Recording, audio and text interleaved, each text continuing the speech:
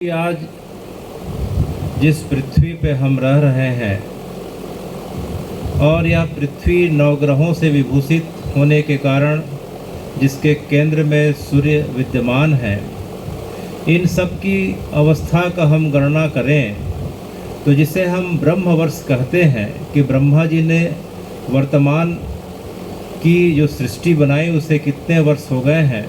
तो हे ब्रह्मा जी, आपको बनाई हुई इस पृथ्वी को हुए करीब करीब 1,96,08,53,125 वर्ष बीत चुके हैं, जिसे हम ब्रह्म संवत कहते हैं। और इसी क्रम में विक्रम संवत 2024 चल रहा है, 2081 चल रहा है और ईस्वी सन जो है 2024 चल रहा है। तो मूलतः परंपरा के हिसाब से अगर हम ब्रह्म संवत को देखते हैं तो करीब करीब इस पृथ्वी को इस अस्तित्व में आए, हमारे पूर्वजों को अस्तित्व में आए करीब करीब 2 अरब वर्ष बीत चुके हैं। तो हे भगवान, इस अनेकों अनेक कल्पों में, मनवंतरों में, युगों में अनेकों अनेक बार आपके राम कृष्ण के रूप में अवतार हो चुके हैं, अंशावतार हो चुके हैं, आवेशावतार हो चुके हैं, पूर्णावतार हो चुके हैं। तो इसी क्रम में हे भगवान, जब आप त्रेता में आते हैं तो त्रेता में जब आते हैं तो हे भगवान, जब आप श्री राम के रूप में आते हैं तो आपके आने की खबर जो है हर को अर्थात महादेव को पहले से चल जाती है। और महादेव को जब यह पता चलता है कि राम जी अपने पिता के आदेश के पालन करने हेतु वनवास का मार्ग जो अपना लेंगे, तो महादेव जो है आपकी प्रतीक्षा करते करते हे भगवान इस कालिंदी के तट पे, इस श्री चित्रोत्पला कालिंदी के तट पे, श्री नीलोत्पला कालिंदी के तट पे, श्री महानंदा के तट पे, श्री महानदा नदी गंगा के तट पे जो वर्तमान में रुद्रेश्वर महादेव विराजमान हैं, तो हे भगवान जो हर हैं हरि की प्रतीक्षा पे इस जगह पे स्थापित हो जाते हैं, जिसे हम श्री रुद्रेश्वर महादेव कहते हैं। तो आने वाले समय में यह रुद्रेश्वर महादेव स्थित यह पूरा क्षेत्र जो है या दक्षिण कौशल की या किसी समय कौशल प्रदेश कहलाया करता था और वर्तमान में छत्तीसगढ़ कहलाता है। तो यह सामने जो महानदी गंगा दिखाई पड़ रही है, शास्त्रों में इसे चित्रोत्पला गंगा भी कहा जाता है, नीलोत्पला गंगा भी कहा जाता है, महानंदा भी कहा जाता है। तो इसकी महिमा गंगा, यमुना, सरस्वती, सरयू से भी अधिक बताई गई है। तो इसके तट पे महादेव रुद्रेश्वर महादेव के रूप में विराजमान हो जाते हैं। तब से लेके यह जगह जो है छोटी काशी के रूप में जगत में और शास्त्रों में विख्यात हो गई है। तो हे भगवान, काशी की संज्ञा कैसे दी जा सकती है किसी क्षेत्र को? उसके लिए 5 शास्त्रीय प्रमाण होना जरूरी है। पहले सामने में जो है महानदी का, सामने में गंगा जी का प्रागट्य, गंगा जी का निरंतर प्रवाह होना जरूरी है जो दिखाई पड़ रहा है। उसके सामने जो है भगवान के शिवलिंग का स्थापित होना दिखाई पड़ता है, वह दिखाई पड़ रहा है। इसके बगल में महाशमशान का होना दिखाई पड़ता है, जो सामने में महाशमशान दिखाई पड़ रहा है। उसके बगल में जो है चौथा निर्जन क्षेत्र होना चाहिए, जहाँ कुछ भी उपज ना हो, कुछ भी लोग रहते ना हो। उसके बगल का पूरा क्षेत्र पूरा निर्जन दिखाई पड़ रहा है। और हे भगवान, 5 बार अंतिम के जो है वर्ष में एक बार जो है वह माघी पुन्नी का मेला भरना चाहिए। तो यह हमारा रुद्रेश्वर महादेव के प्रांगण में हम सब बैठ के आज कथा श्रवण के लिए सब एकत्र हुए हैं। तो हे भगवान, हम सब बड़ भागी हैं इस कारण से कि एक तो छोटी काशी, ऊपर से महादेव, वो महादेव अनंत काल से विराजमान है। जब राम जी को वनवास गमन हुआ उसके पहले विद्यमान हो गए। और इसी कारण से जब राम जी को पता चला तो जहाँ हरि है वहाँ हर है। जिस प्रकार से हमारा जो है छत्तीसगढ़ का प्रयागराज नयापारा राजिम कहलाता है, भारतवर्ष का जो प्रयागराज है जिसे हम त्रिवेणी संगम कहते हैं, गंगा जमुना या सरस्वती का संगम है। तो हे भगवान, उस जगह पे तो सरस्वती विलुप्त दिखाई पड़ रही हैं, लेकिन हमारे प्रयागराज में नयापारा राजिम में अगर जाते हैं तो सोंढूर नदी, महानदी और पैरी नदी का संगम आज भी अभी भी जाके देखा जा सकता है। तो वह साक्षात प्रयागराज है हमारे छत्तीसगढ़ वासियों के लिए, धमतरी अंचल के वासियों के लिए। तो जो है हमारा बड़ा सौभाग्य है कि हमारे पास काशी भी है, हमारे पास प्रयागराज भी है। इसीलिए जब प्रयागराज में जब राम जी आते हैं तो वहाँ अगर आप देखेंगे तो हरिहर का मिलन कैसा हो रहा है राजीव में। तो वहाँ भगवान जो है राजीव लोचन के रूप में पहले से विराजमान है, वहाँ हरि पहले से विराजमान है। तो जब राम जी वनवास के समय आते हैं तो वहाँ हर तो होना चाहिए। तो श्री जानकी जी के हाथ से कुलेश्वर महादेव की स्थापना उस जो है संगम पे कर दी गई। तब से लेके आज तक हरिहर का वह संगम स्थल जो है आज तक देखा जा सकता है, लोगों के द्वारा अनुभव किया जा रहा है। तो उसी क्रम में जब राम जानकी लखन जब आते हैं वनवास के समय, तो जब रुद्रेश्वर महादेव के जो बर का पेड़ है, बर पीपल आंवला का जो पेड़ दिखाई पड़ रहा है, भगवान वहाँ मध्याह्न में 1:30 बजे के आसपास पहुँचते हैं, मध्याह्न विश्राम करते हैं, फिर जो है शाम की संध्या करते हैं, शाम का संध्या अपने पितरों के नाम पे तर्पण करते हैं, सवेरे उठ के इस महानदी में जो है फिर से पुनः तर्पण करते हैं और महानदी के महानंदा के जल को लेके भगवान का रुद्राभिषेक करते हैं। तो हे भगवान, हमसे पूर्व भी, हमारे पूर्वजों के पूर्व भी राम जी जानकी जी के साथ इस जगह पे तर्पण कर चुके हैं, जिस जगह पे आज स्वर्ग धाम समिति के द्वारा आज बड़े भाव के साथ उन जो है बेसहारों का, जिनका कोई नहीं है, जिनका जो है सिर्फ और सिर्फ एक ही सहारा है, वह स्वर्गधाम समिति है। तो हे भगवान, बड़े भाव के साथ जिनका संस्कार किया गया, राम जी ने भी इस जगह पे संस्कार किया। तो स्वर्गधाम समिति के सभी सदस्यों को, सभी प्रत्यक्ष अप्रत्यक्ष रूप से सहयोग करने वाले सभी प्रकार के लोगों को मेरा बड़ा साधुवाद। और इसी क्रम में हम आगे बढ़ रहे हैं कि हे भगवान, यह जगह जो है राम जी के द्वारा पहले से तर्पण जो है स्थली के रूप में जगत में विख्यात है। राम जी यहाँ से जो आगे बढ़े तो जो है विश्रामपुरी के पास जो है राम टेकरी है, उस जगह पे जाते हैं। फिर राम जी चरामा से होते हुए फिर कांकेर के पास जो है गढ़वा का पहाड़ है, उस जगह पे जाते हैं। फिर केसकाल से होते हुए भगवान जो है नारायणपुर तरफ चले जाते हैं। फिर नारायणपुर से भगवान जो है बस्तर चल जाते हैं। तो इस प्रकार से भगवान बस्तर को जो है पार करते हुए गीदम के आगे भगवान गोदावरी के तट पे चले जाते हैं, भद्राचलम चले जाते हैं। वहाँ से भगवान नासिक पंचवटी जाते हैं, फिर जानकी जी का हरण होता है।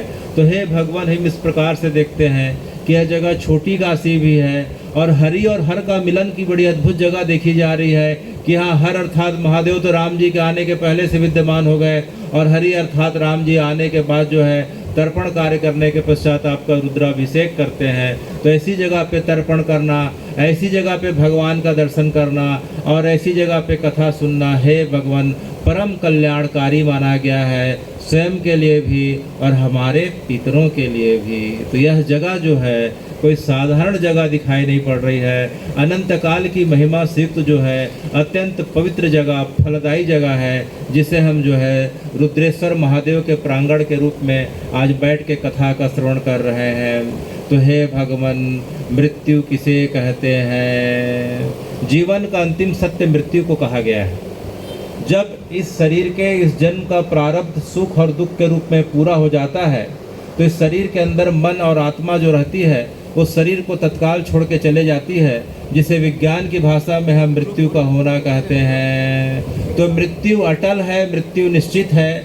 जन्म होने के साथ ही मृत्यु की तिथि निश्चित हो जाती है, क्योंकि जैसे ही सुख और दुख के रूप में प्रारब्ध का भोग पूरा होता है तो शरीर के अंदर स्थित मन और आत्मा शरीर को छोड़ के चले जाती है, जिसे हम मृत्यु का होना कहते हैं। मृत्यु इस शरीर का जो है अंतिम सत्य माना गया है। इस सत्य को कोई नहीं बच सकता, ना औषधम, ना मित्रम, ना दानो, ना माता, ना बांधवश, ना हमारी जो है मृत्यु के बारे में, ना हमारे मित्रगण, ना हमारा तप, ना हमारा लिया गया औषधियों का सेवन, ना हमारे भाई बंधु, ना कोई रक्षा कर सकते हैं। ना शक्नोति परित्राणम नरम कालेन पीड़ितम, कि मृत्यु के काल के गाल में समाने से जो है हमारे सगे संबंधी, माता पिता, हमारा किया गया तप जो है, किसी भी प्रकार का औषधियों का सेवन जो है कुछ काम नहीं आता। जब हमारा समय, जब अंतिम समय आता है तो इस जो है शरीर को आत्मा और मन जो है छोड़ देते हैं, जिसे विज्ञान के भाषा में हम मृत्यु का होना कहते हैं। तो मृत्यु के पश्चात आत्मा जो है शास्त्रों का हिसाब से, शास्त्रों का वर्णन आता है कि 10वें दिन जिसे हम दशगात्र की प्रक्रिया कहते हैं, 10वें दिन एक नया शरीर धारण करती है।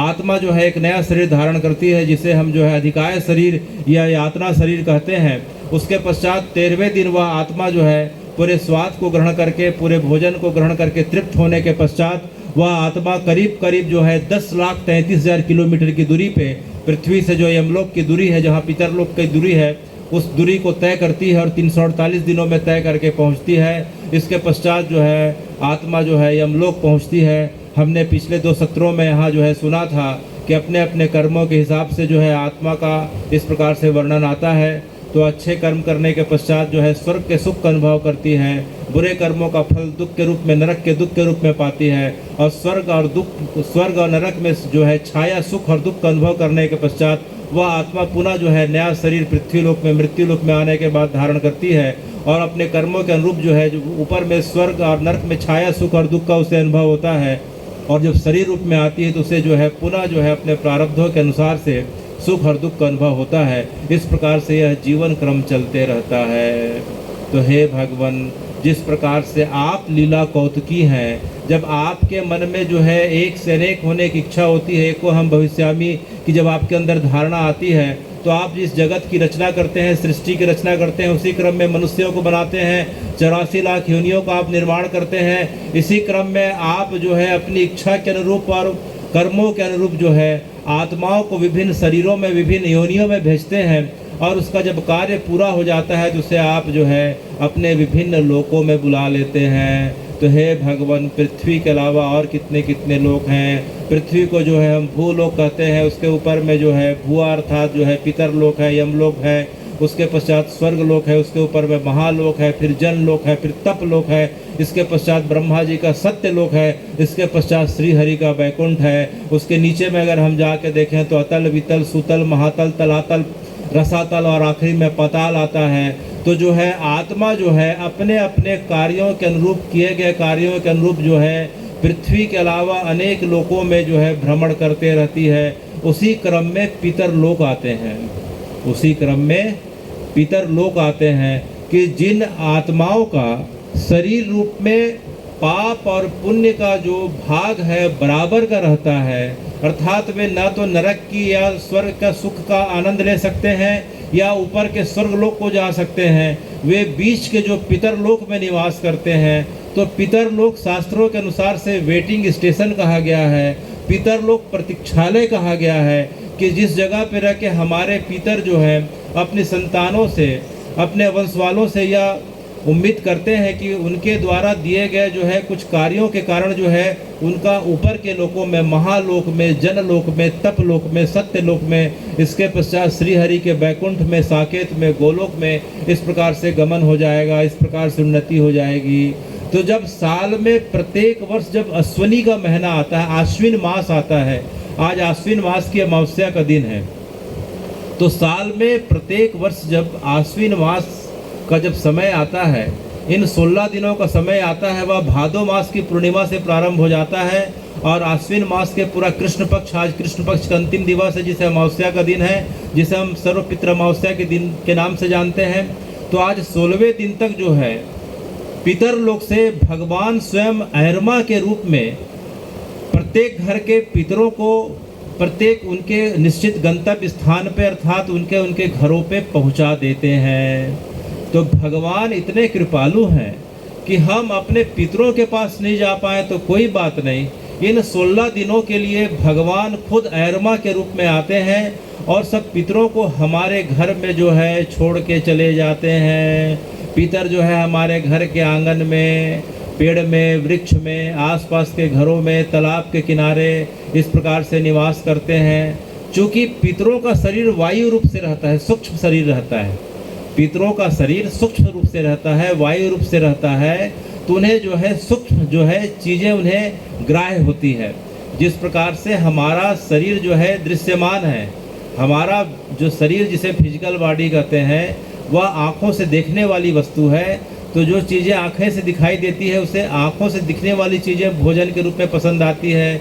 हमारे नाते रिश्ते सब दृश्यमान होते हैं, पति पत्नी जो है आपस में दृश्यमान है, सबकी फिजिकल बॉडी होती है। उसी प्रकार से हमें खाने के लिए दिखने वाली चीज़ दाल चावल रोटी सब्जी चाहिए, तो जो है जो दिखने वाले व्यक्ति हैं उन्हें दिखने वाली चीज़ चाहिए। उसी प्रकार से जो हमारे पितर होते हैं, चूँकि वायु रूप में है, वे सूक्ष्म रूप में है, तो उन्हें सूक्ष्म रूप जो है ग्राह्य होता है। तो उनके निमित्त जो है हमारी परंपरा में इन 16 दिनों में श्राद्ध किया जाता है। क्या किया जाता है? श्राद्ध किया जाता है। श्राद्ध के जो है 4 अंग बताए गए हैं। पहला अंग होता है कि जल का तर्पण, जिसे जलांजलि कहते हैं। हम देखते हैं कि पूरे श्राद्ध के समय जो है महानदी में सवेरे उठ के जो है सब लोग आते हैं और जो है अपने पितरों के निमित्त जल के माध्यम से तर्पण करते हैं। तो जल की वाष्प सूक्ष्म रूप से उन पितरों को प्राप्त होती है, जिससे वे तृप्त होते हैं। उसके पश्चात हम हवन में, हवन पात्र में हवि का कुछ अंश निकाल के पितरों को देते हैं। तो हवन की उष्मा के माध्यम से जो है पितरों की तृप्ति और संतुष्टि होती है। इसके पश्चात हम परंपरा से जो है किसी योग्य आचार को, जरूरतमंद व्यक्ति को, गौ माता को या किसी ब्राह्मण को बुला के हम भोजन कराते हैं। तो हमारे पितर जो है सूक्ष्म रूप से उस गौ माता के अंदर, उस जरूरतमंद व्यक्ति के अंदर, किसी ब्राह्मण के अंदर जो उस जगह पे बैठ के भोजन कर रहे हैं, उनके अंदर सूक्ष्म रूप से प्रवेश कर जाते हैं और भोजन की सुगंध को ग्रहण करके तृप्त होते हैं। इस प्रकार से हम देखते हैं कि जल का वाष्प उनके तृप्ति का साधन बनता है, हवन की उष्मा उनकी तृप्ति का साधन बनती है। और किसी योग्य व्यक्ति, जरूरतमंद व्यक्ति, हमारी परंपरा के आचार्य या ब्राह्मण है, योग्य ब्राह्मण है, हम उनको अगर भोजन कराते हैं तो भोजन की सुगंध के रूप में वे जो है इसे ग्रहण करते हैं। तो हे भगवान, इसका प्रमाण क्या है? शास्त्रों में इसका प्रमाण क्या है? पहला बात कि शास्त्रों में क्या इसका प्रमाण आता है कि जो है तर्पण की बात, श्राद्ध की बात जो है सिर्फ ऐसी ही बात जो वर्तमान में आजकल बहुत ज़्यादा इस बात को बताया जाता है कि कर्म कांड है, दिखावा है, आडंबर है, फिजूल खर्ची है। तो क्या शास्त्रों में इसका प्रमाण मिलता है? तो शास्त्रों में इसका निश्चित रूप से प्रमाण मिलता है। जब राम जी के पिताजी का जब देहावसान हुआ तो उस समय राम लक्ष्मण तो जानकी जी के साथ वनवास की ओर चले गए थे, उनका वापस आना संभव नहीं था। लेकिन दशगात्र और 13वीं की प्रक्रिया को जो है भरत और शत्रुघ्न ने किया। भरत किन्हीं दशगात्र विधाना, बड़े विधि विधान के साथ, बड़े जो है मनोयोग के साथ भरत जी और शत्रुघ्न ने अपने पिता दशरथ जी का जो है या दशगात्र और श्राद्ध किया। तो हे भगवान, क्या यह जगह धरती पे विद्यमान है? यह जगह श्री अयोध्या जी में विद्यमान है। आप जब भी कभी अयोध्या जी जाए तो जो है वहाँ बिल्वहरी घाट जाइए। कौन सा घाट जाइए? बिल्वहरी घाट। बिल्वहरी घाट अयोध्या जी की वो जगह है जहाँ दशरथ जी का अंतिम संस्कार हुआ था। उसी जगह पे सरयू जी के किनारे दशगात्र की प्रक्रिया हुई थी, भरत और शत्रुघ्न ने किया था। तो बिल्वहरी घाट में दशरथ जी की आज भी समाधि जाके देखी जा सकती है। बिल्वहरी घाट में जो है राम, लखन, भरत, शत्रुघ्न के आज भी जो है वहाँ खड़ा उनके जो है चरण चिन्ह देखे जा सकते हैं। उनके अस्त्र शस्त्र आज भी देखे जा सकते हैं। राम जी वनवास के बाद सबसे पहले आते हैं तो बिल्वहरी घाट में अपने पिताजी को जाके तर्पण करते हैं, उनके चरणों में शीश समाते हैं उनकी समाधि में। उसके पश्चात अयोध्या जी में जाके राजपाट संभालते हैं। उसके पश्चात उन्हें जो है कभी दोबारा अस्त्र शस्त्र उठाने की जरूरत नहीं पड़ी। तो वहाँ राम, लक्ष्मण, भरत, शत्रुघ्न के अस्त्र शस्त्र आज भी रखे हुए हैं। और उस जगह पे जो है शनि का एक जो है मूर्ति दिखाई पड़ रही है, श्री विग्रह दिखाई पड़ रहा है। भगवान शनि को इस बात का दुख था कि जो है राजा दशरथ ने भगवान के लिए उन्हें बुलाया, उनके राज्याभिषेक समारोह के लिए बुलाया, और शनि जी के कारण जो है राम जी को शनि साढ़े सती लगी और जो है वनवास गमन का दुख झेलना पड़ा।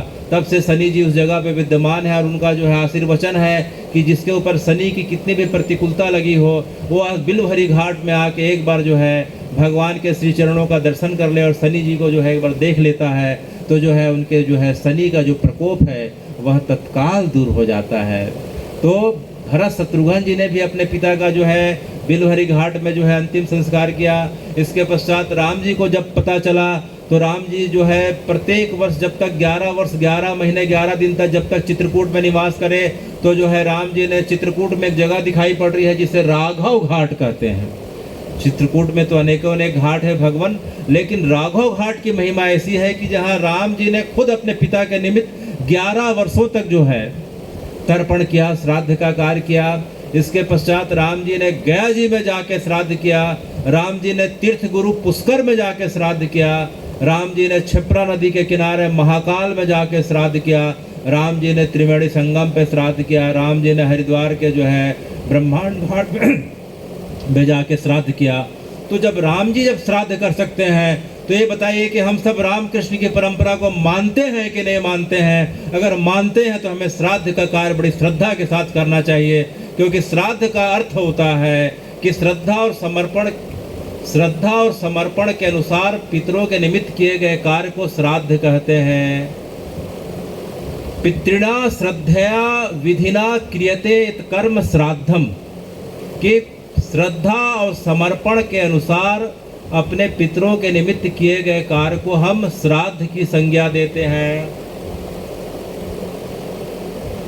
तो हे भगवान, जब राम जी ने श्राद्ध का कार्य किया, वही राम जब द्वापर में कृष्ण के रूप में आते हैं, वही राम जब द्वापर में जब कृष्ण के रूप में आते हैं, तो महाभारत युद्ध के पश्चात कौरव और पांडव पक्ष के जितने भी लोग वीर गति को प्राप्त हुए थे, तो हे भगवान, कुरुक्षेत्र के पास एक जगह दिखाई पड़ रही है, उस जगह का नाम पहुआ है, और पहुआ नाम के गांव में अगर हम जाएं तो एक सरोवर दिखाई पड़ रहा है। पहले वहां सरस्वती नदी बह के आया करती थी, तो उस जगह का नाम पहुआ तीर्थ है। तो भगवान कृष्ण ने पूरे महाभारत में मारे गए सभी वीरात्माओं के प्रति जो है उस जगह पे कौरव और पांडवों से श्राद्ध कराया था। कौरव पक्ष में जो बटे थे और पांडवों से जो है दोनों पक्षों के लिए उस जगह पे श्राद्ध कराया था। इसके पश्चात भगवान जब द्वारिका चले जाते हैं, तो द्वारिका में जाने के पश्चात जो है जब पूरे के पूरे यदुवंशी प्रभास क्षेत्र में आपस में लड़के सिधार जाते हैं, तो उन पूरे यदुवंशियों के निमित्त और जो है भगवान महाभारत के क्षेत्र में जो वीर गति को प्राप्त हुए थे, इनके निमित्त भी द्वारिका से 30 किलोमीटर दूर एक जगह दिखाई पड़ रही है। उस जगह को हम पिंडारा कहते हैं। क्या कहते हैं? तो भगवान कृष्ण ने उस जगह पे जाके पूरे यदुवंशियों के निमित्त और महाभारत में दोनों पक्षों के निमित्त जो है वीर आत्माओं के प्रति जो है उस जगह पे श्राद्ध किया था। तो जब भगवान श्राद्ध का कार्य, तर्पण का कार्य कर सकते हैं, तो क्या हम भगवान से बड़े हो गए? क्या हमारी सोच भगवान से बड़ी हो गई? इसलिए जब श्राद्ध का पक्ष आता है तो हमें बड़े भाव के साथ और बड़ी श्रद्धा के साथ जो है अपने पितरों के निमित्त जो है तर्पण का कार्य करना चाहिए। तो हे भगवान, ये श्राद्ध कितने प्रकार के होते हैं? श्राद्ध जो है कितने प्रकार के होते हैं? श्राद्ध मुख्यतः 5 प्रकार के हैं। अनेक शास्त्रों में तो 12-13 से भी ज़्यादा वर्णन आता है। तो जो है एक जिसकी शरीर की जिसकी मृत्यु हो चुकी है, उसके निमित्त प्रत्येक महीने की जो तिथि में, प्रत्येक तिथि में जो श्राद्ध किया जाता है, उसे हम नित्य श्राद्ध कहते हैं। क्या श्राद्ध कहते हैं? नित्य श्राद्ध। और एक होता है कि वर्ष में एक बार जिस तिथि को, मान लीजिए कि आज जो है 2 अक्टूबर है, तो 2 अक्टूबर को जिसका शरीर छूटा, तो आने वाले सब वर्ष में जो 2 अक्टूबर को उसके निमित्त श्राद्ध किया जाएगा, तो उसे जो है एकोदिष्ट श्राद्ध कहते हैं। क्या कहते हैं? एकोदिष्ट श्राद्ध कहते हैं।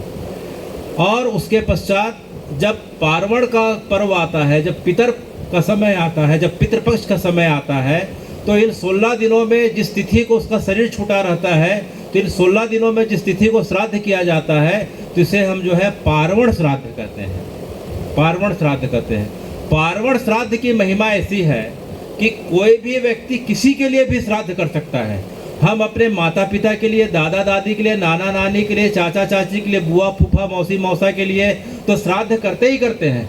इसके अतिरिक्त समाज के ऐसे व्यक्ति जिनके पुत्र नहीं हो, या पुत्रों ने जो है दूसरी परंपरा को अपना लिया हो, या पुत्र विदेश में हो, अनेकों अनेक कारण से जो है पुत्र बीमार पड़ गया हो, श्राद्ध नहीं कर पा रहा हो, तो ऐसे दिवंगत हमारे परिचित अपरिचित जो है ऐसे व्यक्ति हम सभी के नाम पे तर्पण कर सकते हैं। ऐसी महिमा जो है पार्वण श्राद्ध की है। पार्वण श्राद्ध में रिश्तेदारी मायने नहीं रखती, हम सभी के निमित्त श्राद्ध कर सकते हैं। तो ये 16 दिनों का पर्व ऐसा है कि हमें जो है अपने परिवार के निमित्त, कुल परंपरा पीढ़ी के निमित्त, अपने नज़दीकी इष्ट मित्रों के परिवार के निमित्त, उसके आगे बढ़ के देखें तो समाज के निमित्त उसके आगे बढ़े तो इस राष्ट्र में जो है जितने लोगों का शरीर छूट चुका है, और अगर भावना उदार और विशाल होते जाती है, तो पूरे ब्रह्मांड के निमित्त की ब्रह्मा जी के बनाए सृष्टि में जितने लोक हैं, इस लोक में रहने वाले जितने रह चुके, दिवंगत हो चुके हैं, चाहे किसी भी योनि को प्राप्त हो चुके हों,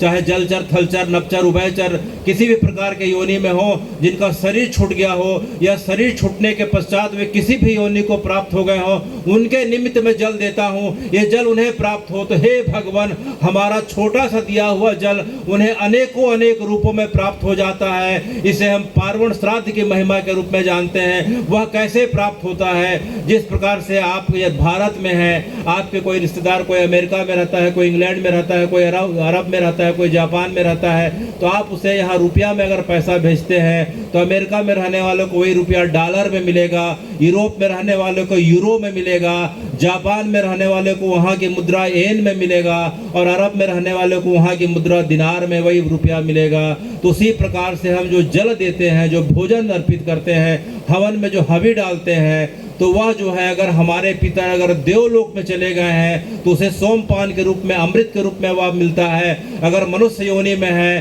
तो उसे जो है अन्न के रूप में मिलता है। अगर गाय है तो उसे जो है चारे के रूप में मिलता है। अगर बछड़ा है तो उसे दूध के रूप में मिलता है। अगर सिंह अगर जो है के रूप में है तो उसे पशु आहार के रूप में मिलता है। गंधर्व है तो उसे पान के रूप में मिलता है। इसे हम ऊर्जा का रूपांतरण कहते हैं। ऊर्जा कभी नष्ट नहीं की जा सकती है, ऊर्जा का रूप बदलते रहता है। ध्वनि ऊर्जा हो गई, विद्युत ऊर्जा हो गई, अनेकों अनेक ऊर्जा हो गई। उसी प्रकार से हमारा दिया गया हुआ जल जो है उन्हें जो है किसी भी योनि में हो, वह उस योनि में जाके उसे उस श्राद्ध तर्पण के रूप में प्राप्त हो जाता है और उसकी संतुष्टि हो जाती है। और देखिए, इसमें खर्चा कुछ नहीं है। जल देने में कुछ खर्चा है क्या?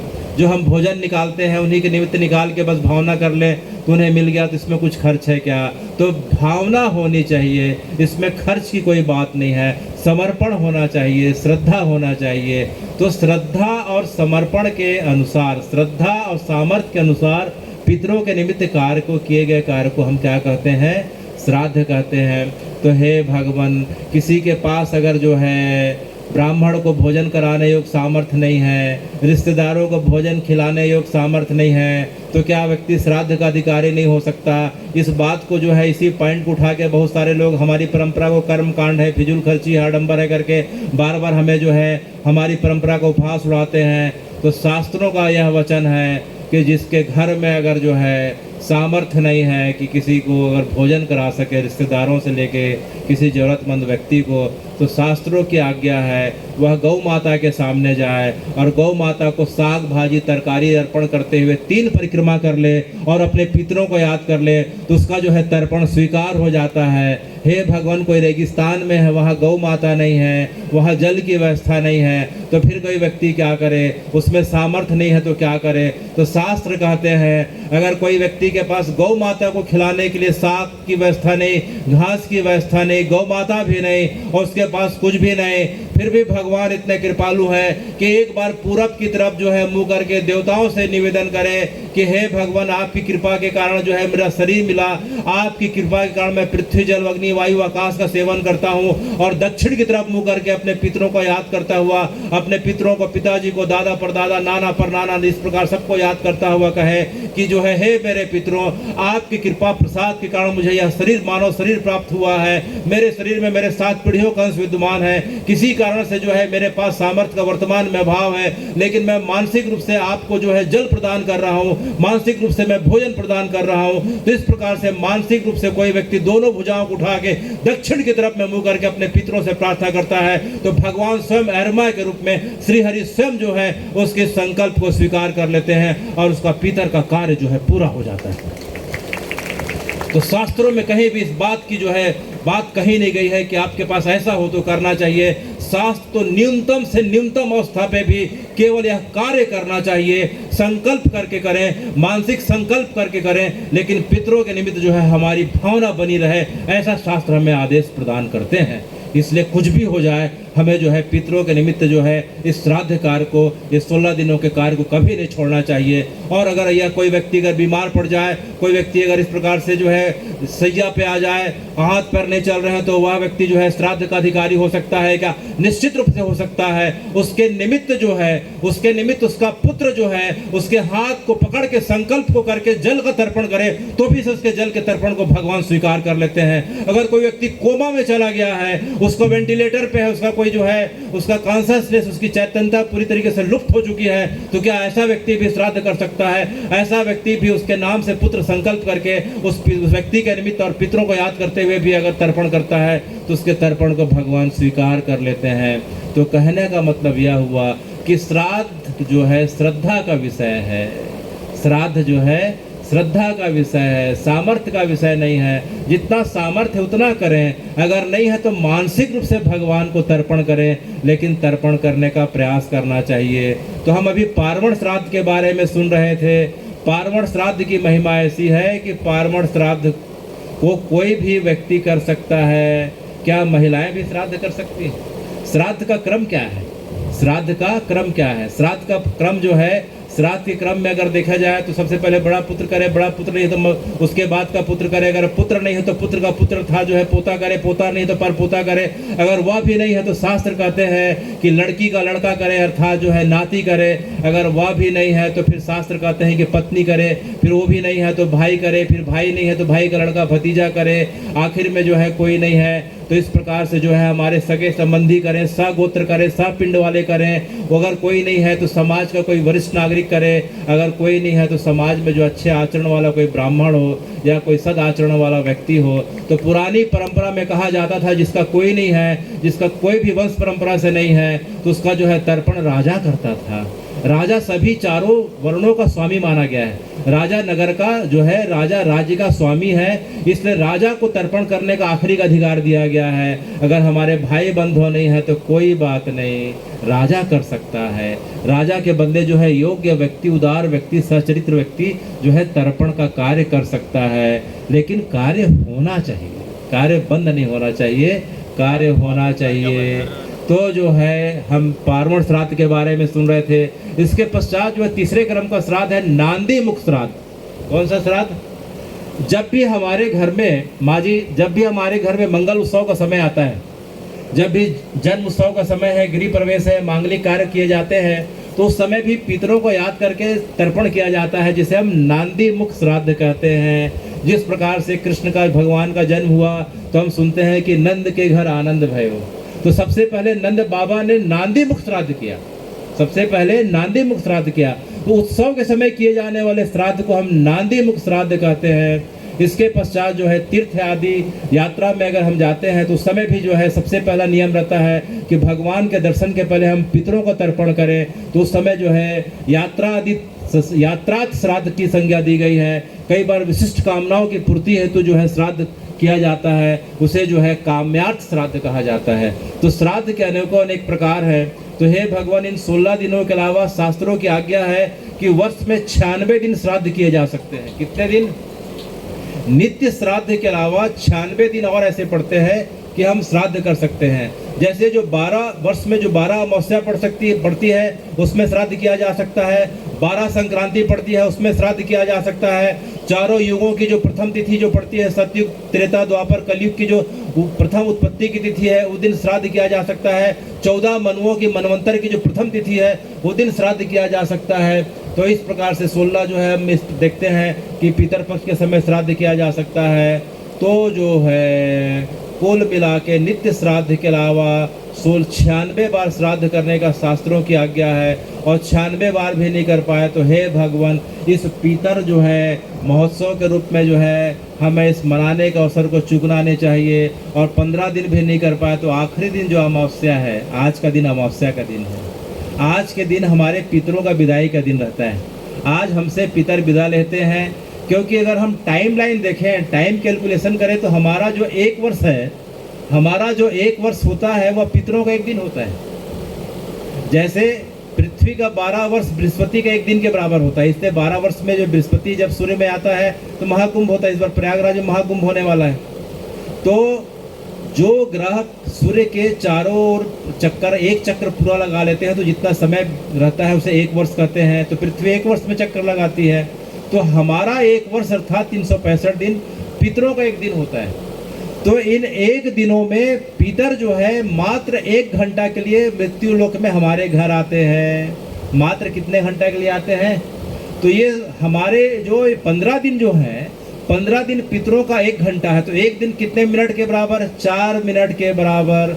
तो सवेरे से लेके कुतुब काल तक का जो समय रहता है 11:36 के से लेकर 12:24 तक जो पितर हमारे घर में रहते हैं, जिसे हम कुतुब काल कहते हैं, तब तक हमारे घर में रहते हैं। ये पितरों का 4 मिनट है, तो 4 मिनट करते करते 15 दिन हो गए। तो पितरों का 1 घंटा जो है, पितर 1 घंटा के लिए वर्ष में 1 दिन के लिए आते हैं, उसमें भी 1 घंटा के लिए आते हैं। तो हे भगवान, ये बताइए कि हमारे घर में अगर आपके कोई सगे संबंधी इष्ट मित्र आते हैं तो हमें अच्छा लगता है कि खराब लगता है? अच्छा लगता है ना। तो जिनके कारण हमें शरीर मिला है, इस शरीर की जो गति है, मति है, सब कुछ हमारे माता पिता, दादा दादी, नाना नानी, परनाना, दादा दादी के कारण है। तो जब वे हमारे घर आते हैं तो हमें बताइए अच्छा लगना चाहिए कि खराब लगना चाहिए? अच्छा लगना चाहिए ना। तो उन्हीं के निमित्त जो कार्य किया जाता है वही पितर है, वही तर्पण है। पितर कार्य माने तर्पण जो है, उनकी प्रसन्नता के निमित्त थोड़ा सा जल दे दिया जाए। तो पितर जो है घर के चौखट में, दरवाजे में बैठ के देखते रहते हैं कि देखो मेरे आशीर्वाद से और मेरे पिताजी के आशीर्वाद से, दादा परदादा के आशीर्वाद से मेरा वंश कितना फल फूल रहा है, मेरे संतानें कितनी सुखी हैं, हर चीज़ की, किसी चीज़ की कोई कमी नहीं है। बस एक बार उनके पास कुछ मिनट के लिए आया हूँ पितर लोग के हिसाब से, तो मुझे जल मिल जाता है, क्योंकि पितर लोक में जल नहीं है, पितर लोक में भोजन नहीं है। तो भोजन की कामना के लिए, जल की कामना के लिए वे आते हैं। तो हमारा कर्तव्य बनता है कि हम पिता की संतान हैं, तो हम अपने पिता के निमित्त जीते जी तो सेवा करें, और शरीर छूटने के पश्चात भी उनके निमित्त तर्पण करें। तो हे भगवान, पुत्र के कर्तव्य क्या हैं? पुत्र के कर्तव्य क्या होने चाहिए? तो शास्त्रों में वर्णन आता है, जीवते वाक्य करणात् क्षया है भूरि भोजनात्, जीवते वाक्य करणात् क्षया है भूरि भोजनात्, गयायाम्ब पिंडदानश्च त्रिभिः पुत्रस्य पुत्रेति। कि जीते जी माता पिता की एक एक आज्ञा का अक्षरशः पालन करने वाला हो, माता पिता के जीवित रहते तक एक एक अक्षरों का पालन करने वाला हो, कभी वाद विवाद ना करे, कभी ऊंचे आवाज में बात ना करे, कभी उसे डांट फटकार ना करे। पुत्र के कर्तव्य बताए जा रहे हैं शास्त्रों में। जीते जी माता पिता का आज्ञा का पालन करने वाला हो, उनकी रुचि के अनुरूप उन्हें भोजन कराने वाला हो, उनके रुचि के अनुरूप साल में, 2 साल में, 5 साल में उनको तीर्थ यात्रा कराने वाला हो, और जब इसके बाद अगर समय मिल जाए तो शरीर की सेवा, पिताजी आपका हाथ दबा देता हूँ, पैर दबा देता हूँ, माताजी आप थक गई हैं, दिन भर कार्य करते करते आपके हाथ पैर में दर्द हो जाता है, आपकी चरणों की सेवा कर देता हूँ। ये पुत्र का पहला कर्तव्य। और दूसरा कर्तव्य, क्षया है भूरि भोजनात्, जब शरीर छूट जाता है, जब हे भगवान माता पिता का जब शरीर छूट जाए तो जो है उनके निमित्त जो है दशगात्र की प्रक्रिया करे, 13वीं की प्रक्रिया करे, और साल भर में 16 पिंड दे, उसके बाद बरसी करे। इसके पश्चात जब पितर मिलन हो जाए तो जो है प्रत्येक पितर के समय इन 16 दिनों वह तर्पण का कार्य करे। और जब तर्पण का कार्य जब पूरा हो जाए तो हे भगवान फिर गया जी जाए। कहाँ जाए? गया जी जाए। गयायाम पिंड दानश्च, गया जी में जाके पिंड दान करे, तब ये तीनों कार्य करता है तो उस पुत्र का पुत्र होना सार्थक है। तो हे भगवान, तो गया जी कितनी महिमा बता रहे हैं। तो अच्छा ये बताइए कि कोई व्यक्ति अगर गया जी अगर जाने का सामर्थ्य नहीं है, या किसी कारण से गया जी नहीं जा पाया, तो क्या उसका जो है पिंडदान या पुत्र होना सार्थक नहीं हो सकता? तो भगवान कहते हैं कि जो है प्रत्येक तीर्थ जो है, महानदी का सामने का जो तीर्थ दिख रहा है, प्रत्येक तीर्थ में गया तीर्थ का अंश विद्यमान है, क्योंकि भगवान गया जी में पितृ तीर्थ के रूप में विराजमान है। भगवान पितृ देवता अरमा के रूप में जब हमारे घर आते हैं तो वही पितृ तीर्थ का गया जी का अंश जो है हमारे शहर में इस महानदी में आ जाता है। तो इस महानदी के किनारे आके कोई भगवान को पुकारे तो उसे गया श्राद्ध का पुण्य मिलता है, शास्त्र कहते हैं। तो प्रत्येक व्यक्ति जहाँ है, जिस जगह पे है, अगर गया जी जा पाए तो बहुत अच्छी बात है, अगर नहीं जा रहा है तो कोई बात नहीं। अपने नगर के, ग्राम के, शहर के पवित्र जलाशय में जाके, पवित्र नदी में जाके जो है दक्षिण मुख करके पितरों को तर्पण करता है तो उसे गया श्राद्ध का पुण्य मिल जाता है। तो हे भगवान, आप ये बताइए कि जो है राम जी भी गया जी में जाके श्राद्ध करे थे क्या। तो राम जी का 3 प्रसंग आता है, गया जी श्राद्ध का राम जी का 3 प्रसंग आता है। पहला प्रसंग ये आता है कि अभी हमने सुना कि श्राद्ध का तर्पण का कार्य महिलाएं कर सकती हैं क्या, निश्चित कर सकती हैं। जिसको शरीर मिला है, जिसका शरीर पंचभूतों से बना है, पृथ्वी जल अग्नि वायु आकाश से बना है, वह जो है देवताओं के निमित्त जो है पृथ्वी के लिए, जल के लिए, अग्नि के लिए, वायु के लिए, आकाश के लिए वह जो है श्रद्धांजलि दे सकता है, वह उसके लिए कृतज्ञता ज्ञापन कर सकता है। तभी हमने क्रम में सुना कि जिस प्रकार से महिलाएं भी तर्पण कर सकती हैं, बच्चे भी कर सकते हैं, जिसको भी शरीर मिला है सभी तर्पण कर सकते हैं। इसका प्रमाण क्या है? इसका प्रमाण यह है कि एक बार तर्पण का समय था, राम जी गया जी में पधारे हुए थे। तो जो है तर्पण की सामग्री के लिए राम जी जो है गए हुए थे, ग्राम में गए थे, ग्रामवासियों के बीच गए हुए थे, जंगल से आश्रम की कुटिया से बाहर गए हुए थे। तब तक कुतुब काल का समय आ गया। कुतुब काल का समय माने 11:36 से 12:24 तक का समय रहता है। उसे मध्याह्न काल कुतुब काल कहते हैं, वो आखिरी बेला होती है, इसका पितर चले जाते हैं। तो कुतुब काल का समय आ गया। अचानक आकाशवाणी हुई, सीता जी ने जानकी जी ने सुना कि हे सीते, हे जानकी, अब जो है कुतुब काल की बेला पूरी हो रही है, अब मेरा जो है जाने का, वापस जाने का समय हो रहा है। तुम अगर जो है मुझे भोजन करा दो, मुझे श्राद्ध कर दो तो अच्छा रहेगा। तो जो है सीता जी ने देखा, रही है आवाज़ तो दशरथ जी की है। सीता जी को बड़ा आश्चर्य हुआ है, तो दशरथ जी की आवाज़ है। तब सीता जी ने जो है वहाँ फाल्गुनी नदी को साक्षी मानते हुए, अक्षयवट को साक्षी मानते हुए और कौवे को साक्षी मानते हुए जो है अपने ससुर के निमित्त अर्थात जो है राम जी के पिता के निमित्त जो है उस जगह पे श्राद्ध का कार्य किया था। तो कहने का मतलब यह है कि जो है स्त्रियां भी श्राद्ध का कार्य कर सकती हैं। दूसरा वर्णन आता है कि गया जी में जो है प्राचीन काल में 360 वेदियां थी तर्पण की। वर्तमान में करीब करीब 48 रह गई हैं। 48 जगहों पे जाके तर्पण का कार्य, श्राद्ध का कार्य किया जाता है। पुराने प्राचीन काल में 360 से ज़्यादा वेदियां हुआ करती थी जहां जाके तर्पण का कार्य किया जाता था। तो जो है राम जी जो है रुद्र वेदी में जब तर्पण का कार्य कर रहे थे, वह रुद्र वेदी में जब जो है राम जी तर्पण का जब कार्य कर रहे थे, तो भगवान के समर्पण और श्रद्धा को देख के दशरथ जी का मन अत्यंत प्रसन्न हो जाता है और दशरथ जी का हाथ बाहर निकल जाता है।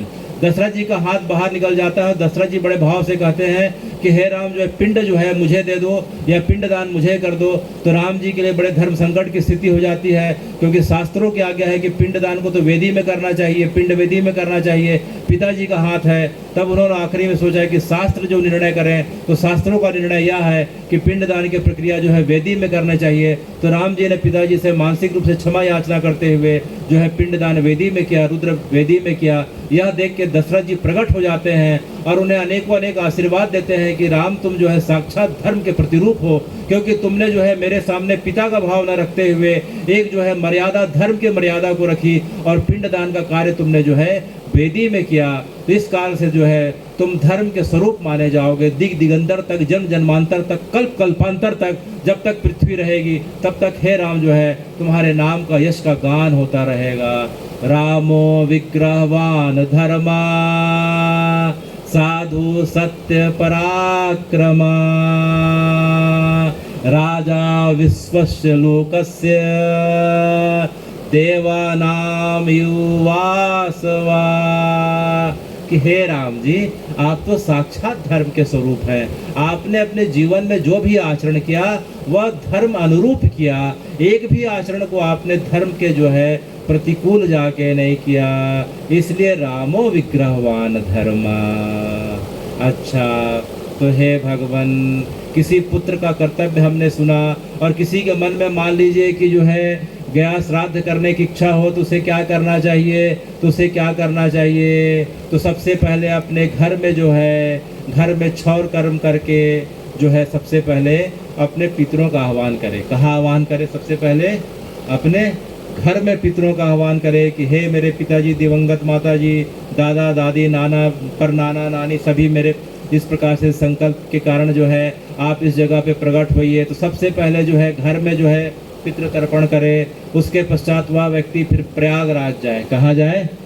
प्रयागराज में त्रिवेणी संगम में स्नान करे, अक्षयवट का दर्शन कराए। उसके पश्चात भरद्वाज ऋषि का आश्रम का दर्शन कराए। उसके पश्चात वह व्यक्ति जो है काशी चले जाए। कहाँ चले जाए? काशी चले जाए। काशी में मणिकर्णिका घाट में जो है संकल्प करके अपने पितरों को स्नान करें। उसके पश्चात 3 घंटा की दूरी काशी से गया जी के है, फिर गया जी प्रस्थान करें। तो गया जी में सबसे पहले जो है कुनकुन नदी दिखाई पड़ रही है। कौन सी नदी? कुनकुन नदी में जाके अपने पितरों का श्राद्ध करे। फिर कुनकुन नदी को पार करके हे भगवान वह फाल्गुनी नदी के तट पे जाए, जिसे फाल्गुनी गंगा कहते हैं। फाल्गुनी गंगा पे जाके पितरों का तर्पण करे।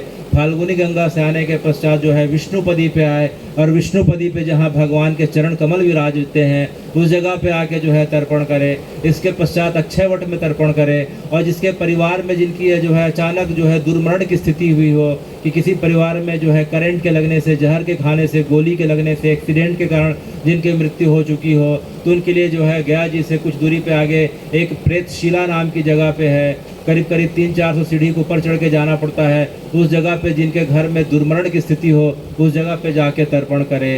तो यह पूरा का पूरा गया जी जो है 5 कोस में है। कितने कोस में है? 5 कोस में है। करीब करीब 15 किलोमीटर का जो क्षेत्र है यह पूरा का पूरा जो है गया तीर्थ कहलाता है।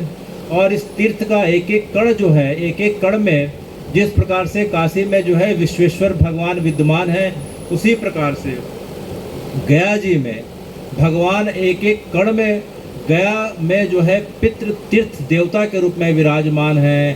तो गया जी का पूरा क्षेत्र जो है पितृ तीर्थ कहलाता है। और गया तीर्थ की सबसे खासियत यह है कि हम जो है पार्वण के समय जाके श्राद्ध करें तो भी बहुत अच्छी बात है। गया जी में जो है काल का कोई भेद नहीं है। आप वर्ष भर में किसी भी समय जाके अपने पितरों के निमित्त जाके वहाँ श्राद्ध कर सकते हैं, चाहे अमावस्या का समय हो, चाहे सूतक काल हो, किसी भी समय जो है शास्त्रों में जो है गया जी को समय से, काल से परे घोषित किया गया है। तो गया जी की महिमा ऐसी है कि आप वर्ष भर में कभी भी जाके करें, लेकिन ज़्यादा अच्छा है कि तिथि के समय करें तो ज़्यादा अच्छा है। लेकिन अनुकूलता नहीं मिल पा रही है तो गया जी के लिए भगवान की इतनी कृपा है कि आप वर्ष भर में कभी भी जाके वहाँ तर्पण कर सकते हैं। तो हमने अभी सुना कि जो है हमारे पितर, हम जब ब्राह्मणों को, किसी ज़रूरतमंद व्यक्ति को, किसी योग्य सज्जन व्यक्ति को, अपनी परंपरा के आचार्य को जब भोजन कराते हैं, 1, 3, 5, 7 की संख्या होनी चाहिए, उससे ज़्यादा नहीं होनी चाहिए। 1 हो या 3 हो, 3 सबसे अच्छा माना जाता है। 3 पीढ़ियों का जो है इस प्रकार से सूचक है। तो एक बार फिर क्या हुआ, हमने सुना कि जो है योग्य आचार के अंदर, योग्य ब्राह्मण के अंदर, सज्जन व्यक्ति के अंदर, गौ माता के अंदर, ज़रूरतमंद भाव वाले व्यक्ति के अंदर जब हम भोजन कराते हैं तो हमारे पितर सूक्ष्म रूप से अंदर, उसके अंदर आके विराजमान हो जाते हैं और भोजन ग्रहण करते हैं। तो हे भगवान, इसका कुछ प्रमाण है क्या? इसका भी प्रमाण है। शास्त्रों में वर्णन आता है कि राम जी जब गया तीर्थ में गए थे और जब जो है 3 ब्राह्मणों को उन्होंने अपनी परंपरा के आचार्यों को भोजन के लिए बुलाया था, भोजन की पूरी व्यवस्था हो गई थी। जब परोसने का समय जब आया तो सीता जी उस जगह पे दिखाई नहीं पड़ी। भगवान ने देखा सीता जी दिखाई नहीं पड़ रही है, तो समय निकलते जा रहा था। राम और लक्ष्मण जी ने जो है भोजन को परोसा और आशीर्वाद लिया। जब ब्राह्मण चले गए तो भगवान जानकी जी के पास जाते हैं। जानकी जी कोने में बैठी हुई थी। तो जब भगवान ने कहा कि हे जानकी, आपने जो है भोजन क्यों नहीं परोसा, आप परोसती तो ज़्यादा अच्छा लगता। तो कहा कि जानकी जी ने कहा कि भोजन में किसे परोसती भगवान? तो बोले वहाँ देखो आचार्य जी जो जाए थे, एक एक ब्राह्मणों का नाम लिया कि ये थे परंपरा से ऋषि थे। तो जानकी जी ने कहा आप ऋषि बोल रहे हैं, लेकिन मुझे वहाँ तीनों तो अलग व्यक्ति दिखाई पड़े। तो बोले आपको कौन व्यक्ति दिखाई दिए? जो पहले व्यक्ति बैठे थे वह आपके पिता दशरथ थे, दूसरे व्यक्ति जो बैठे थे दशरथ के पिता जो अज थे, और तीसरे जो है अज के पिताजी अर्थात राम के दादाजी थे। तो सीता जी को जो है सूक्ष्म रूप में जो है उन आचार्यों के अंदर जो है राम जी के पिताजी, दादाजी और परदादाजी के दर्शन हुए। तो शास्त्रों की बातों को अगर माने तो जो है योग्य व्यक्ति को, आचार्यों को, गौ माता को, ज़रूरतमंद व्यक्ति को अगर हम अपने घर के एक हिस्से का भोजन करा भी देते हैं तो हमारे घर में भोजन की कमी पड़ जाती है क्या? अकाल पड़ जाती है क्या? उल्टा गौ माता, ज़रूरतमंद व्यक्ति, आचार्य जो है हमें आशीर्वाद देते हुए, फलने फूलने का आशीर्वाद देते हुए तो जाते हैं। वही भोजन है, कोई विशेष भोजन तो है नहीं। जो हम कर रहे हैं पितर में वही भोजन उन्हें भी करा रहे हैं। तो इस प्रकार से हम तीनों कथाओं के माध्यम से कि जो है दशरथ जी का हाथ प्रकट हुआ, जानकी जी ने तीनों राम जी के दादा, पिताजी, दादाजी, परदादा को देखा, और जो है जानकी जी भी, महिला भी श्राद्ध कर सकती है। तीनों हमने जो है गया जी के माध्यम से सुना। तो हे भगवान, इस श्राद्ध के और कुछ नियम होते हैं क्या? श्राद्ध के समय 16 दिन अगर कोई व्यक्ति जो है श्राद्ध करे तो जो है देव कार्य से भी श्रेष्ठ कार्य माना गया है। श्राद्ध का कार्य जो है देव कार्य से भी श्रेष्ठ माना गया है। देव कार्यात अपि पितृकार विशिष्यते, अर्थात देवताओं के कार्य से भी जो है पितृ कार्य को जो है श्रेष्ठ कहा गया है। अगर हम नवरात्रि आने वाली है, देवी की अगर हम आराधना नहीं करें, उपास नहीं करें तो भी से चल जाएगा। रामनवमी आएगी, भगवान के मंदिर नहीं जाए, उपास नहीं करें तो भी से चल जाएगा। शिवरात्रि में मंदिर नहीं जाए तो भी से चल जाएगा, भगवान का भी रुष्ट नहीं होते। लेकिन जो पितृ कार्य है, पितृ कार्य अगर हम नहीं करें तो अपने आप में अपराध सिद्ध हो जाता है। क्योंकि आपके पितर बड़े आशा के साथ, क्योंकि वहाँ भोजन नहीं है, पानी नहीं है, आपके पास भोजन के उद्देश्य से आए, हम तो जीते जी इतनी सेवा करें तो क्या शरीर छूटने के पश्चात उनके निमित्त जल नहीं दे सकते? क्या उनके निमित्त हम थोड़ा सा भोजन नहीं करा सकते? तो जब हम पितर जो है हमारे इस रूप में हमारा भाव को देखते हैं तो तन प्रसन्न होकर जाते हैं। और हम उनके निमित्त अगर तर्पण श्राद्ध नहीं करते हैं तो वे तो रुष्ट नहीं होते, कोई बात नहीं, लेकिन जो है श्री हरि जो है हमसे कुपित हो जाते हैं और यही पितृ दोष कहलाता है। तो हे भगवान, कुल मिला के जो है जो पितृ कार्य है यह 16 दिनों का कार्य है, बड़ा पुनित कार्य है। इसे हम उत्सव के रूप में मनाएं, न कि दुख और जो है भय से, अरे रे पितृ कार्य है, इसमें तो बड़ा डर का विषय है, वो ऐसा कर देगा वैसा कर देगा। और एक प्रश्न आता है कि इसमें जो है गृह प्रवेश करना चाहिए कि नहीं, अच्छी वस्तुओं का जो है क्रय करना चाहिए कि नहीं, जो है कुछ क्रय विक्रय करना चाहिए कि नहीं। तो भगवान ने निषेध कहीं नहीं किया है, शास्त्रों ने निषेध कहीं नहीं किया है कि गृह प्रवेश नहीं करना चाहिए, नए वस्त्र नहीं पहनना चाहिए, नए घर में इस प्रकार से नहीं जाना चाहिए, नया मशीनरी सामान नहीं लेना चाहिए। शास्त्रों में निषेध कहीं नहीं है। लेकिन जिनके कारण हमारा यह शरीर हमें मिला है, जिन माता पिता के कारण हमें शरीर मिला है, इस शरीर को मनाने के लिए तो हमारे पास पूरे 300 भगवान ने 350 दिन दिए हुए हैं। क्या 350 दिन मनाने के लिए कम पड़ते हैं जो हम इन 15 दिनों में सब काम करना चाहेंगे?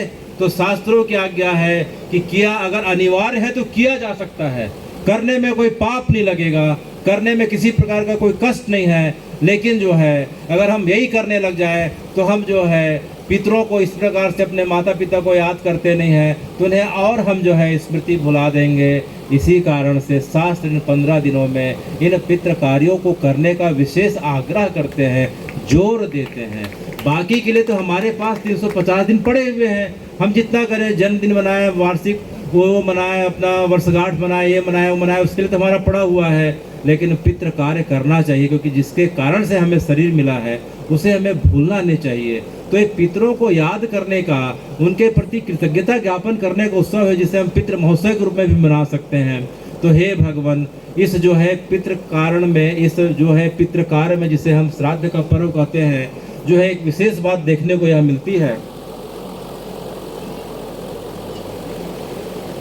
कि अगर हम पार्वण का जब 16 दिनों का जब हम पितृ तर्पण करने जाते हैं तो हमें बड़ी अच्छी बात देखने को मिलती है कि हमारे पितर तो 5वें नंबर पे आते हैं। कौन से नंबर पे आ रहे हैं? 5वें नंबर पे आ रहे हैं। सबसे पहले देव तर्पण किया जाता है। क्या तर्पण किया जाता है? देव तर्पण किसे कहते हैं? जिन दैविक और प्राकृतिक शक्तियों के कारण यह ब्रह्मांड, यह सृष्टि और यह शरीर चलता है, चैतन्य है, उनके निमित्त जो श्रद्धा पूर्वक जो श्रद्धा ज्ञापन करने की प्रक्रिया है उसे जो है किया जाता है, तो उसे देव तर्पण किया जाता है, देव तर्पण कहा जाता है। अर्थात हमारा शरीर जो है पृथ्वी, जल, अग्नि, वायु, आकाश से मिलकर बना है, हम सभी मानते हैं कि नहीं? तो जो है सूर्य देवता को अगर हम जो है जल चढ़ा दिए तो क्या बिगड़ गया? जो है अग्नि देवता के निमित्त हम हवन में हवित दे दिए तो क्या बिगड़ गया? वायु देवता के निमित्त हम पेड़ लगा दिए तो क्या बिगड़ गया? इसी प्रकार से जो है पहला जो है तर्पण होता है उसे हम देव तर्पण कहते हैं। पृथ्वी के नियामक शक्तियाँ जो है, वायु है, अग्नि है, जल है, आकाश है, नदियाँ हैं, सागर है, सरिता है, पहाड़ है, अनेक जो प्रकृति की नियामक शक्तियाँ हैं, उनके निमित्त किया गया तर्पण को हम देव तर्पण कहते हैं। और दूसरा तर्पण कहलाता है ऋषि तर्पण। दूसरा तर्पण क्या कहलाता है? ऋषि तर्पण। चूँकि हम एक परिवार में रहते हैं, समाज में रहते हैं, तो परिवार की एक मर्यादा होती है, समाज की एक मर्यादा होती है। तो जो है पुत्र को माता पिता के प्रति किस भाव से रहना चाहिए, पुत्र और पिता की मर्यादा क्या होनी चाहिए, पति पत्नी की मर्यादा क्या होनी चाहिए, छोटे भाई बड़े भाई का संबंध कैसा होना चाहिए, व्यक्ति का अपने समाज के प्रति क्या कर्तव्य होना चाहिए, व्यक्ति का अपने राष्ट्र के प्रति क्या कर्तव्य होना चाहिए। तो हे भगवान, यह परंपरा की बात जो है, यह संस्कार की बात हमारी जो है ऋषि परंपरा से प्रत्येक घर में उतरते हुए अनंत काल से चले आई है, जिसे हम ऋषि परंपरा कहते हैं। हमारी परंपरा में पुला हुए, पुलस्त हुए, भृगु हुए, अत्रि हुए, अंगिरा हुए, इसी प्रकार से अनेकों अनेक ऋषि हुए, जिनके माध्यम से शास्त्रों का ज्ञान प्रत्येक जो है परिवार में, घर में, इस प्रकार से समाज में, राष्ट्र में उतरता आया है, जिसके कारण से सनातन की व्यवस्था बनी हुई है। तो उस ऋषि परंपरा को प्रणाम है, उस ऋषि परंपरा के लिए तर्पण है। तो जो दूसरा तर्पण होता है वह ऋषि तर्पण कहलाता है, क्योंकि अगर संस्कार नहीं रहे तो पूरा घर जो है छिन्न भिन्न हो जाएगा। जिस प्रकार से हम पश्चिमी देशों में देखते हैं, अंधा अनुकरण करने के कारण वहाँ परिवार नाम की कोई चीज़ नहीं है। तो सनातन की परंपरा में जो हमारा घर परिवार बचा हुआ है वह ऋषियों के कारण बचा हुआ है। तो जो दूसरा तर्पण कहलाता है उसे हम ऋषि तर्पण कहते हैं। फिर तीसरा जो होता है देव तर्पण और ऋषि तर्पण, हम पूरब की तरफ, मुँह की तरफ करके करते हैं, हाथ में जल और हाथ में छत लेके करते हैं। इसके पश्चात दिव्य मानव तर्पण आता है। सनक सनकादि सनंदन ऋषि कुमार जो है दिव्य मानव हैं, जो है उनके प्रति तर्पण उत्तर की तरफ मुँह करके किया जाता है, जल में जो है जौ लेके किया जाता है। इसके पश्चात जो है यम तर्पण आता है। यम तर्पण के पश्चात जो है मनुष्य तर्पण आता है। मनुष्य तर्पण में हमारा जो है स्वगोत्र का तर्पण होता है, फिर द्वितीय गोत्र का तर्पण होता है। स्वगोत्र में जो है हमारा जो है माता पिता का, दादा दादी का तर्पण होता है, माता जी का तर्पण होता है। द्वितीय गोत्र में नाना नानी का होता है, इस प्रकार से जो है उनका तर्पण होता है। तृतीय गोत्र में जो है हमारे सगे संबंधी जितने हैं, हमारे इष्ट मित्र के जो हमारे दिवंगत हो चुके हैं, समाज के लोग, राष्ट्र के लोग जितने हैं, उनके निमित्त किए गए तर्पण को जो है अन्यादि तीसरा तर्पण कहते हैं। इसके पश्चात जो है तर्पण के पश्चात ऐसी भावना की जाती है कि हे भगवान, जो हमारे कुल के हों चाहे नहीं हों, जो इस जन्म के माता पिता हों या इस जन्म के संबंधी हो, या इसके पहले मेरे लाखों जन्म हो चुके हैं, लाखों जन्म के मेरे माता पिता हो चुके हैं, भले भी किसी योनि में हो, उन्हें भी जो है मेरे द्वारा दिया गया हुआ जल प्राप्त हो। इतनी उदार भावना हमारी परंपरा की है। हमारी परंपरा के जो है पितर किसी भी, चाहे चींटी हो, चाहे वन के मृग हो, चाहे सिंह हो, चाहे देवता हो, चाहे गंधर्व हो, चाहे यक्ष हो, किसी भी योनि के हो, चाहे मेरे पूर्वज हो, सगे संबंधी हो, चाहे नहीं हो, लेकिन इस पितृ काल में मैं उन्हें तर्पण दे रहा हूँ। उनकी आत्मा प्रसन्न हो, उनका शरीर और मन जो है इस पाक को जो है तर्पण को पाके तृप्त हो, तो यह भावना की जाती है। और तर्पण के आखिरी में अगर हम देखते हैं तो हमारी परंपरा में जो हवन की परंपरा है, हवन की परंपरा में देखते हैं तो जो है हवि निकालते हैं। तो जो है सबसे पहले हम अपने देवताओं के लिए निकालते हैं, फिर पूर्वजों के लिए निकालते हैं, फिर आखिरी जो अंश निकालते हैं तो सबसे पहले गौ माता के लिए निकालते हैं। किसके लिए निकालते हैं? गौ माता के लिए निकालते हैं। देखिए, गौ माता का जो है हमारी परंपरा में जो है दर्जा इतना विशाल है कि शरीर के पहले भी गौ माता हमारी सेवा करती है, शरीर के साथ रहते भी सेवा करती है, और जब शरीर छूट जाता है तो भी से हमारी श्राद्ध की प्रक्रिया जो है, पूरी संस्कार की प्रक्रिया गौ माता के उत्पादों और माध्यम से होता है। तो गौ माता का हमारे जीवन में सबसे विशिष्ट योगदान है। इसलिए हमारी परंपरा में गौ माता के प्रति कृतज्ञता ज्ञापन करने के लिए गौ माता के लिए निकाला जाता है। गौ माता के बाद स्वान के लिए अर्थात कुत्ते के लिए निकाला जाता है। कुत्ते घर की खेत खलियान की रखवाली करता है, और जब हमारा शरीर छूट जाता है तो शमशान घाट में भैरव के रूप में आके हमारा साथ जो है यमलोक का मार्ग का साथी बन जाता है। तो कुत्ते की सेवा के लिए जो है निकाला जाता है। इस प्रकार से कौवे के लिए निकाला जाता है, क्योंकि कौवे जो हैं, हम देखते हैं कि कौवे के माध्यम से बल और पीपल के बीज जो हैं वे जो है फलते फूलते हैं। पीपल और बरगद के बीज जब तक कौवा नहीं खाता, उसके पश्चात जब उसे बाहर नहीं निकालता, तब तक पीपल और बरगद के पेड़ इस प्रकार से जो सबसे ज़्यादा ऑक्सीजन और सबसे ज़्यादा औषधि गुणों से युक्त होते हैं, तो कौवे के लिए जो है तर्पण निकाला जाता है। और आखिरी में जो है चींटी और कीट पतंगों के लिए निकाला जाता है। क्यों निकाला जाता है? क्योंकि हम दिन भर चलते फिरते रहते हैं। हमारे चलने फिरने से अनेक जो है छोटे छोटे सूक्ष्म जीवों का इस प्रकार से कब हमारे ऊपर अपराध सिद्ध हो जाता है, उनकी मृत्यु हमारे चलने फिरने से हो जाती है। हमारे सांसों के माध्यम से असंख्य जीव जंतु हमारे पेट के अंदर जाके इस प्रकार से मृत हो जाते हैं। तो उन सबके प्रति कृतज्ञता ज्ञापन करने का पर्व है। और यह पर्व तो हम देखते हैं रोज भोजन के समय जो है पहला गौ माता के लिए निकालो, फिर उसके लिए निकालो, उसके लिए निकालो। तो सनातन की परंपरा ऐसी अद्भुत परंपरा है। अगर हम पितर पक्ष को देखें, जो कि समय की मर्यादा देखते हुए जो है अब कथा का विश्राम का समय आ चुका है, तो इसका अभी हमने धार्मिक महत्व समझा। अगर हम उसको सामाजिक और वैज्ञानिक रूप से भी समझें तो देखिए, अभी हमने देखा कि कौवे के माध्यम से पीपल और बरगद के जो है कौवा जहाँ जहाँ बीट करता है तो उसके बीज बीट से जो निकलते हैं जो है पीपल और बरगद के पेड़ जो है देखेंगे घर के छत में रहते हैं, मुंडेर में रहते हैं, आंगन में रहते हैं। तो कौवा एक माध्यम है और उनका इस समय प्रजनन काल रहता है भादो और अश्विन का।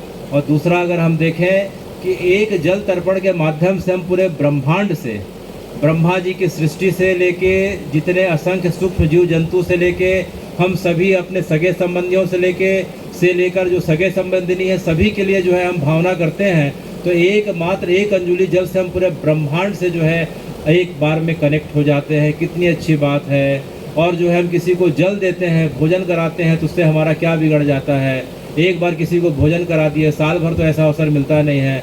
एक बार किसी योग्य व्यक्ति को, जरूरतमंद व्यक्ति को, पशु पक्षियों प्राणियों के निमित्त अगर हम भोजन करा दिए तो जो है उसका भाव उल्टा हमारे लिए बढ़ता है। वो आशीर्वाद दे के जाएगा, मन में इस प्रकार से जो है संतोष का भाव उत्पन्न होगा, हमारे पुण्य की वृद्धि होगी। और सबसे महत्वपूर्ण बात कि हमारी इन चीज़ों को हमारी संतानें देखती हैं और ये चीज़ें हमारी परंपरा में उतरती है। अगर हम नहीं करें तो हमारी संतानें क्यों करेंगी। इसलिए संतानों के निमित्त, आने वाली पीढ़ियों के निमित्त जो है हमें यह कार्य करना चाहिए और करना चाहिए। तो हे भगवान, आपकी बड़ी कृपा है कि आप जो है रुद्रेश्वर महादेव के इस प्रांगण में जो है आपने जो हरिहर मिलन की बड़ी अद्भुत जगह है, आपने जो है इस पार्वण के अवसर पे हमें इस श्राद्ध का महत्व समझाया। विगत 2 सत्रों में, पिछले 2 वर्षों में हम मृत्यु क्या है, मृत्यु के पश्चात क्या क्या आत्मा की प्रक्रिया होती है, 10 गात्र 13वीं और जो है 16 जो है जगहों के बारे में और बहुत सारी चीज़ों के बारे में सुन रहे थे। इस बार हमने आपकी कृपा के माध्यम से श्राद्ध के बारे में सुना, उसका सामाजिक, धार्मिक, वैज्ञानिक महत्व के बारे में सुना। तो चूँकि सनातन की परंपरा पीढ़ियों में उतरती है, इसलिए इसके पहले जो है हमारे प्राण निकल जाए, भगवान से यह प्रार्थना करते हैं कि कृष्णा त्वयि पाद पंकजम पांजरांतम अद्दौ में विशतु मानस राजहंसा प्राण प्रयाण समये कफवात पित्तै कंठौ अवरोधन वधौ स्मरणम कुतः ते। कि हे कृष्ण, हे हरि, हे गोविंद, हे माधव, आज ही मेरे मानस रूपी, मेरे हंस रूपी मन को अपने चरण रूपी पिंजड़े का दास बना लो। भगवान से प्रार्थना है कि हे भगवान, मेरा मन बड़ा चंचल है। चिड़िया, कौवा, कागा हम देखते हैं कि एक जगह बैठते हैं फिर इधर तुरंत भाग जाते हैं। तो मन रूपी चिड़िए को अपने जो है चरण रूपी पिंजड़े में आज ही कैद कर लो, क्योंकि हमारा इस शरीर का कोई ठिकाना नहीं है। कब आपका दिया हुआ शरीर का समय पूरा हो जाए और कब हमें शरीर छोड़ने का समय आ जाए, इसके पहले हमारा शरीर पूरा हो जाए। हे भगवान, हमें अपने चरणों का दास बना लो और अपने चरणों में जो है हमारे मन को, बुद्धि को और अपने चित्त को लगा लो। इसलिए भगवान से प्रार्थना है कि कृष्णा त्वयि पाद पंकजम पांजरांतम अद्दौ में विशतु मानस राजहंसा प्राण प्रयाण समय। कोई सोचे कि वृद्धावस्था में भगवान का नाम ले लूँ, वह कैसा है, किसको क्या पता कि जो है शरीर की वृद्धावस्था आएगी कि नहीं आएगी।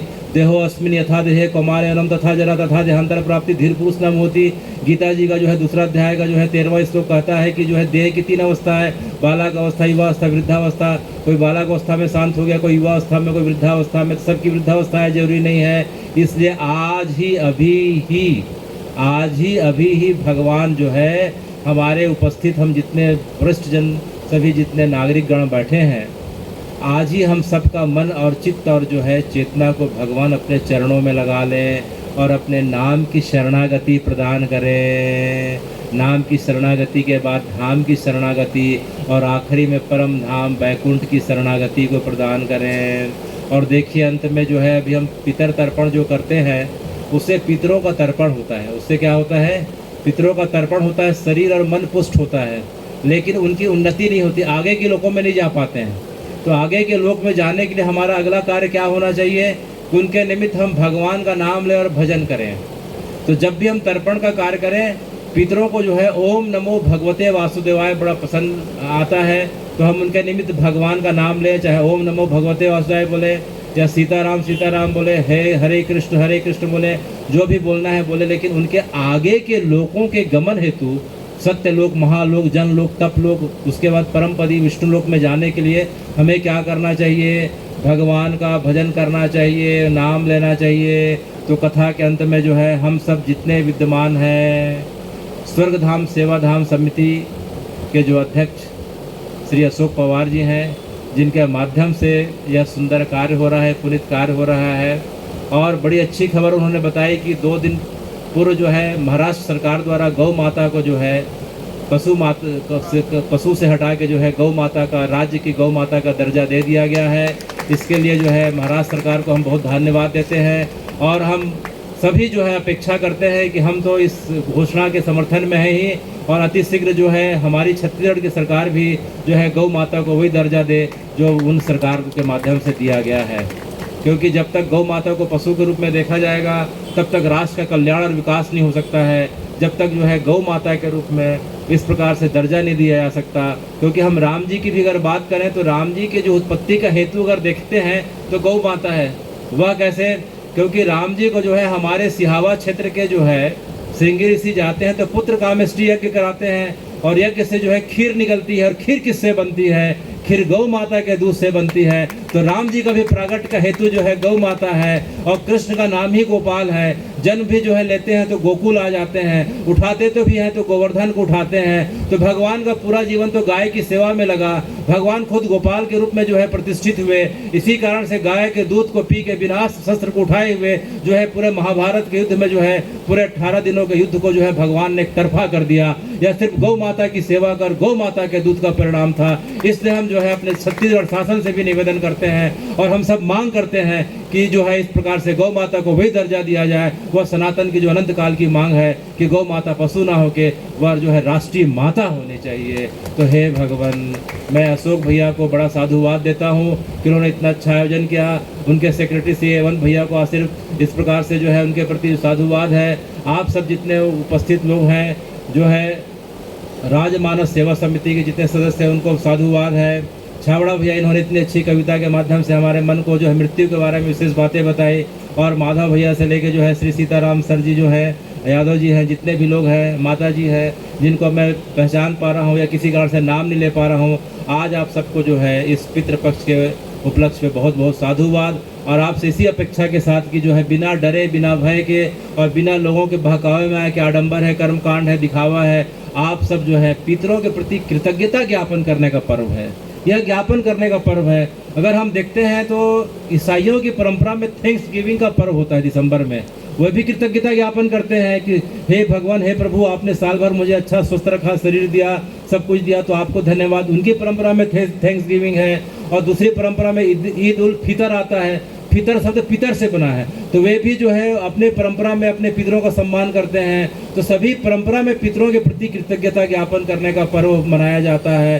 तो सनातन की परंपरा में भी हम सबको जो है बिना हिचक के, बिना संकोच के, बड़े धूमधाम के साथ, अपनी श्रद्धा और सामर्थ्य के साथ जो है पितर का उत्सव मनाना चाहिए। इसी जो है वाक्य के साथ जो है हम सब पितरों के निमित्त एक थोड़ा सा भगवान का नाम लें और मैं कथा को विराम देता हूँ। अगर मुझे किसी प्रकार के मुझसे त्रुटि हो तो मुझे अपना पुत्र समझ के, छोटा भाई समझ के जो है मुझे क्षमा करेंगे, क्योंकि जो है मनुष्य का स्वभाव तो त्रुटि करना होता ही है। तो मुझसे किसी न किसी संस्कृत के वाक्य में या उदाहरण में अगर देने में त्रुटि हो तो मुझे भगवान क्षमा करें। और जो है अंत में जो है हरे कृष्ण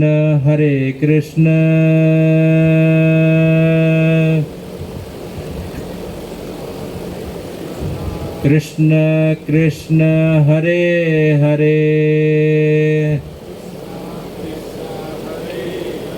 हरे राम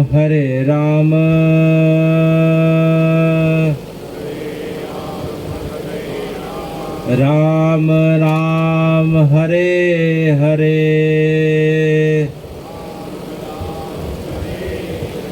हरे कृष्ण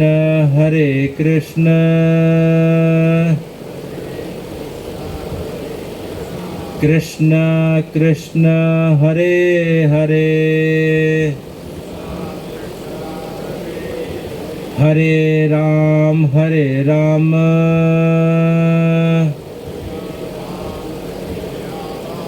राम राम हरे हरे, राम राम हरे हरे। बहुत बहुत धन्यवाद।